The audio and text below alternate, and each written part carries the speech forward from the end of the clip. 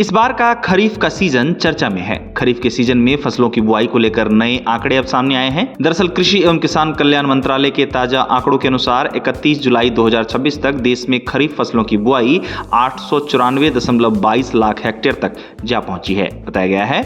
जबकि पिछले साल इसी अवधि में ये आंकड़ा 920.71 लाख हेक्टेयर था। इस तरह पिछले साल इसी अवधि की तुलना में बुआई के रकबे में 3% की कमी दर्ज की गई है। साथ ही खबर यह भी है कि अब तक सामान्य खरीफ क्षेत्र के लगभग 81% हिस्से में बुआई पूरी हो चुकी है। आपको बता दें कि जबकि 2025-26 खरीफ सीजन में कुल बुआई का क्षेत्रफल 1143.27 लाख हेक्टेयर देखने को मिला था।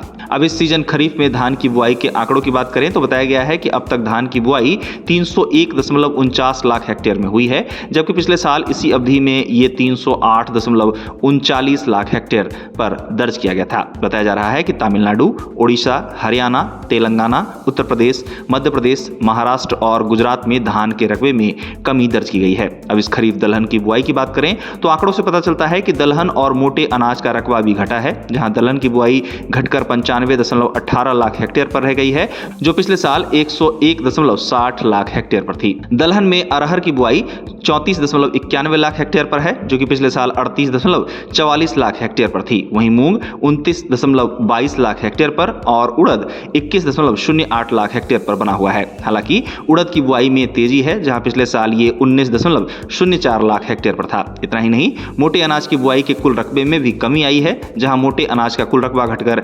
157.77 लाख हेक्टेयर रह गया है, जो पिछले वर्ष 170.60 लाख हेक्टेयर था। वहीं तिलहन और गन्ने की फसल की बात करें तो इसमें मामूली बढ़ोतरी 31 जुलाई तक दर्ज की गई है, जहां तिलहनों की बुआई बढ़कर 172.32 लाख हेक्टेयर दर्ज हुई, जबकि पिछले साल ये 171.13 लाख हेक्टेयर पर थी। अब फसलों के रकबे में कमी को मानसून की कमजोरी और एल नीनो से जोड़कर भी एक्सपर्ट्स देख रहे हैं। उनका कहना है कि इस बार का मानसून कमजोर अब तक देखने को मिला है, जिसका प्रभाव रकबे में देखने को मिल रहा है। आपको बता दें कि भारतीय मौसम विभाग के मुताबिक 2 अगस्त तक दक्षिण पश्चिम मानसून में 12% वर्षा की कमी दर्ज की गई है। साथ ही आपको बता दें कि कृषि मंत्रालय का कहना है कि एल नीनो की स्थिति भूमध्य रेखीय प्रशांत महासागर में बनी हुई है। इसके मानसून सीजन के दौरान और मजबूत होने की संभावना है। इस तरह इस बार का खरीफ सीजन कम बारिश की चपेट में है और इसका असर अब खरीफ फसलों की बुआई पर दिखने लगा है। सामने आए फसलों की बुआई के आंकड़ों से पता चलता है कि मानसून की आंख मिचौली के कारण कम वर्षा ने पिछले साल के मुकाबले इस साल अभी तक खरीफ फसलों की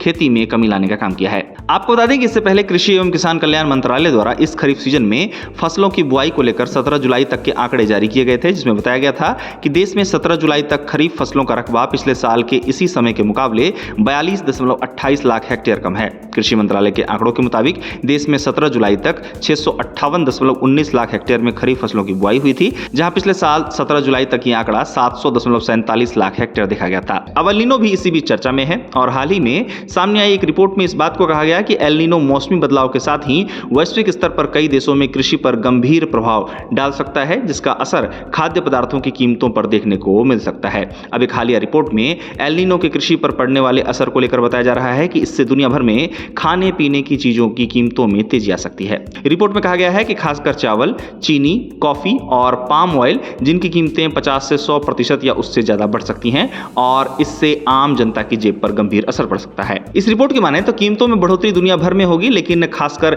यूरोप में कीमतों की बढ़ोतरी को महसूस किया जाएगा और खाने पीने की चीजों की कीमतों में बढ़ोतरी 2028 तक जारी रह सकती है। इन आशंकाओं के बीच अब अर्थशास्त्रियों की चेतावनी है कि 2026-27 में एल नीनो का मौसम चक्र बहुत शक्तिशाली हो सकता है। अब अगर इसकी बात की जाए कि एल नीनो क्यों कृषि के लिए खतरनाक है, तो एल नीनो के कारण ज्यादा गर्मी, सूखा और अन्य मौसमी बदलाव इसकी वजह बताई जाती हैं। कृषि में अच्छी उपज के लिए मौसमी कारक काफी मायने रखते हैं और यही कारण है कि एल नीनो के कारण बहुत ज्यादा गर्मी, लंबे समय तक सूखा, असामान्य बारिश, भारी बाढ़ और तूफान एक बेहतर खेती की उम्मीदों पर पानी फिर सकता है। जाहिर सी बात है कि अगर खेती प्रभावित होती है तो इससे चावल से लेकर अन्य खाद्य पदार्थों की कीमतों पर असर पड़ सकता है। इसी बीच एल नीनो को लेकर एक अन्य रिपोर्ट में इस बात को कहा गया है कि एक ताकतवर एल नीनो दुनिया भर में खाने पीने की चीजों की कीमतों में 15.8% की बढ़ोतरी कर सकता है।